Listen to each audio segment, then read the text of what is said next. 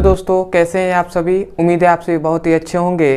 तो ये परमाणु एवं अणु का ये छठा वीडियो है और इसमें हम लोग पढ़ेंगे कि तत्व किसे कहते हैं। इसका डिफिनीशन देखेंगे, परिभाषा देखेंगे। उसके बाद हम दूसरा टारगेट है तत्वों के प्रतीक या संकेत, मतलब तत्वों को किससे दर्शाया जाता है। तो तत्वों के प्रतीक के बारे में पहले डाल्टन ने अपना नियम दिया था और उसके बाद जब डाल्टन के नियमों को याद करना, जब डाल्टन ने अपना प्रतीक दिया उसको याद करना मुश्किल हो चुका था, तो उसके बाद उसने क्या किया, दूसरे वैज्ञानिक ने आधुनिक क्या किया, आधुनिक नया में क्या दिया, एक प्रतीक दिया, नया में प्रतीक दिया जिसे हम अभी तक देखते हैं। ठीक है, तो चलिए दोस्तों, सबसे पहले तत्व किसे कहते हैं इसे जाना जाए, तत्व क्या होते हैं, उसके बाद इसके बारे में पूरा डिस्कस किया जाएगा।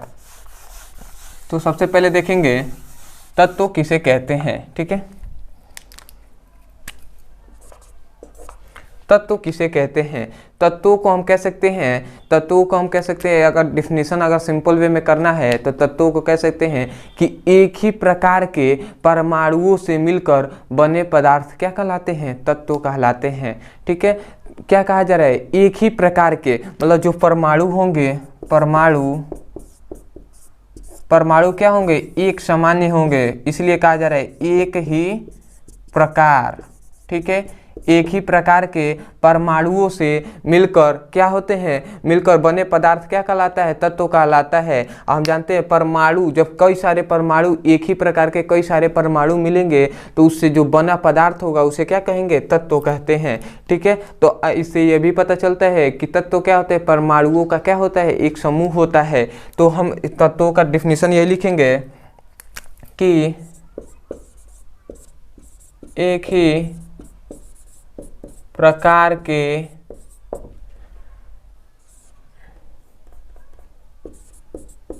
परमाणुओं से मिलकर बना पदार्थ तत्व कहलाता है। ठीक है, तत्व किसे कहते हैं, तो याद देखिए क्या कह रहा है, एक ही प्रकार के परमाणुओं से मिलकर बना पदार्थ तत्व कहलाता है। तो ये बहुत सिंपल सा आपका डिफिनीशन है, बहुत छोटा है, तो आप इसे याद कर सकते हैं, आसानी होगा आपको। अब समझने के लिए क्या कहा जा रहा है, मतलब कहने का मतलब एक समान जो परमाणु होंगे, सभी परमाणु एक बराबर होंगे। ठीक है, तो वही कहा जा रहा है, एक ही प्रकार के परमाणुओं से मिलकर, जब कई सारे एक ही प्रकार के परमाणु से मिलकर जो बना पदार्थ होगा उसे क्या कहते हैं, तत्व कहते हैं। तो एग्जाम्पल याद रखेंगे इसका। एग्जाम्पल तो आप जानते ही होंगे, hydrogen, helium, lithium, boron, carbon, nitrogen, oxygen आदि और भी बहुत सारे हैं। ये सभी क्या है, ये सभी तत्व हैं। और ये तत्व किससे मिलकर बने हैं, एक ही प्रकार के परमाणुओं से मिलकर बना गया ये सभी तत्व है। मतलब हाइड्रोजन भी क्या होगा, एक प्रकार का ज़्यादा परमाणु मिले होंगे तो हाइड्रोजन बना होगा, और एक ही प्रकार के क्या बने होंगे, परमाणु मिले होंगे तब जाके हीलियम बना होगा। ऐसे ही सभी क्या होते हैं, एक एक प्रकार के परमाणुओं को, बहुत सारे परमाणु जब एक प्रकार के परमाणु मिले होंगे एक ही समान के, तो उससे मिलकर क्या बनते हैं, तत्व बनते हैं। तो उम्मीद है बहुत अच्छे से आपके तत्वों के बारे में पूरा डिस्कस क्लियर हो चुका होगा, तत्व किसे कहते हैं। अब हम देखेंगे तत्वों के प्रतीक या संकेत, तत्वों के प्रतीक या संकेत। ठीक है, दूसरा टॉपिक हमारा, दूसरा टारगेट है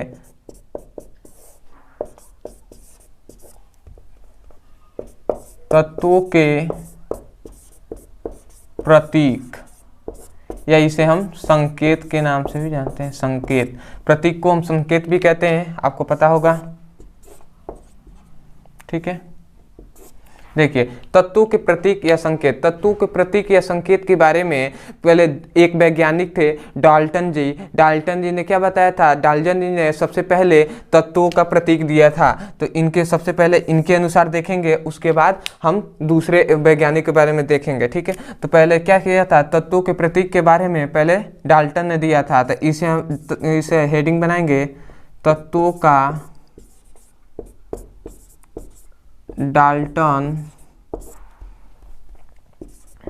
प्रतीक।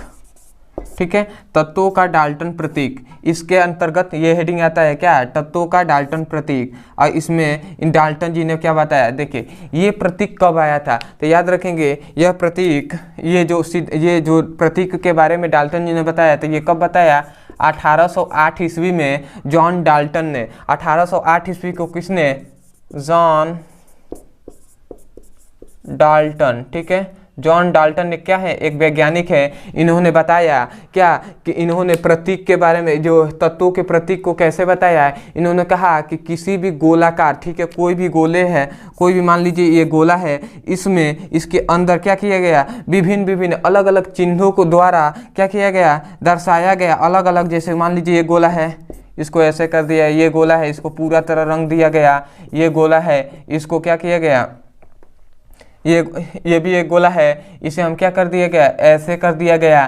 तो इस विभिन्न विभिन्न तरह से अलग अलग चिन्ह गोले के अंदर देकर इन्होंने क्या किया, तत्वों को बताया कि ऐसे ये अलग तत्व है, ये अलग तत्व है, इस अलग अलग मतलब तत्वों का नाम दिया। तो इन्होंने, जॉन डाल्टन ने यही बताया, तो तत्वों को इन्होंने क्या किया, 1808 ईस्वी को जॉन डाल्टन ने तत्वों को गोले के अंदर क्या किया, गोले के अंदर विभिन्न विभिन्न अलग अलग चिन्हों द्वारा इसे तत्वों को दर्शाया। तो ये आप लिख सकते हैं कि जॉन डाल्टन ने 1808 ईस्वी को एक गोले के अंदर अलग अलग चिन्हों द्वारा क्या किया था, तत्वों को दर्शाया था, तत्वों के प्रतीक को बताया था, ये लिख सकते हैं। ठीक है, अब बताता हूँ इसका एग्जाम्पल इन्होंने कैसे बताया था।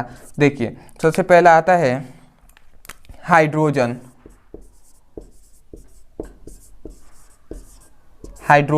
तो हाइड्रोजन के बारे में इन्होंने बताया, हाइड्रोजन को क्या किया था, एक गोला खींच लिया, इसका प्रतीक है, ठीक है, इसका संकेत है। हाइड्रोजन को उन्होंने कैसे संकेत किया, हाइड्रोजन में क्या किया, एक गोले को खींच लिया, एक गोला कर दिया और गोले के अंदर एक बिंदु दे दिया, ठीक है, एक बिंदु ऐसे दे दिया और इसे कहा कि ये हाइड्रोजन का संकेत है। ठीक है, पहला इन्होंने हाइड्रोजन का, ठीक है, दूसरा ऑक्सीजन,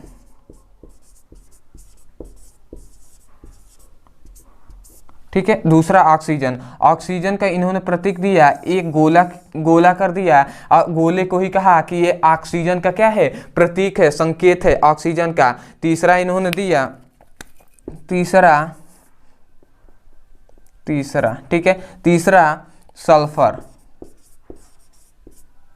सल्फर के बारे में, सल्फर का संकेत इन्होंने बताया कि सल्फर को एक गोला है और गोले के अंदर 4 भाग कर दिया जाए, ठीक है, गोले के 4 भाग कर दिया गया, तो ये क्या है, ये सल्फर का संकेत है। ठीक है, और चौथा इन्होंने कार्बन के संकेत दिया, कार्बन, ठीक है, कार्बन का इन्होंने संकेत दिया कि एक कोई भी गोला है, मान लीजिए ये क्या है, एक गोला है और इस गोले को पूरी तरह से रंग दिया जाए, ठीक है, ये गोला है, इसको पूरी तरह से रंग दिया गया है, ठीक है, इस गोले को पूरी तरह से रंग दिया जाए, तो ये जो होगा, ये प्रतीक, इसे क्या क्या कहा कि कार्बन ये है। ठीक है, तो ऐसे ऐसे इन्होंने प्रतीक को बताया। ठीक है, परंतु ऐसे याद करना बहुत ही मुश्किल हो गया वैज्ञानिकों के लिए। तो वैज्ञानिक ने क्या है, एक वैज्ञानिक है, उन्होंने क्या किया, आधुनिक तत्वों का आधुनिक प्रतीक के बारे में बताया और तत्वों को अलग जो अल्फाबेट अक्षरों में इनको क्या किया गया, इनको प्रतीक दिया गया। ठीक है, तो उसके बारे में देखते हैं। तो ये तत्वों का जो डाल्टन प्रतीक है समझ में आ गया होगा। अब देखेंगे तत्वों का आधुनिक प्रतीक।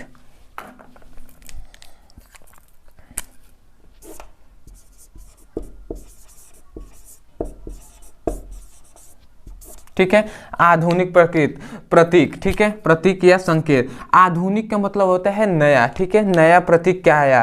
ठीक है, तो याद रखेंगे 1814 ईस्वी में, ठीक है, 1814 ईस्वी में क्या आया, ये नया प्रतीक आया। और इन्होंने कौन से वैज्ञानिक ने दिया, तो याद रखेंगे एक स्वीडन के एक वैज्ञानिक थे। ठीक है,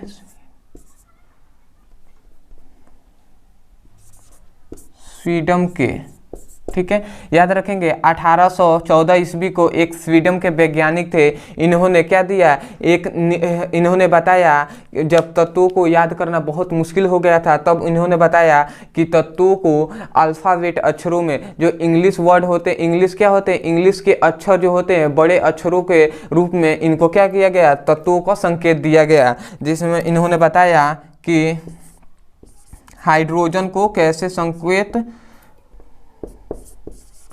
हाइड्रोजन का संकेत क्या है, तो हाइड्रोजन का अभी हम जानते हैं हाइड्रोजन का संकेत क्या है, हाइड्रोजन को H से प्रदर्शित करते हैं। तो इन्होंने कौन से वैज्ञानिक ने बताया था, स्वीडन के एक वैज्ञानिक थे, उन्होंने बताया था। ठीक है, दूसरा हाइड्रोजन। अब हम हीलियम के बारे में जानते हैं।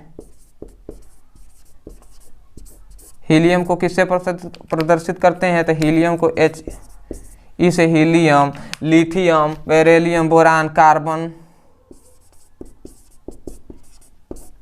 कार्बन को किससे प्रदर्शित करते हैं, और उसके बाद सल्फर। ठीक है, तो याद रखें कार्बन को C से और सल्फर को S से।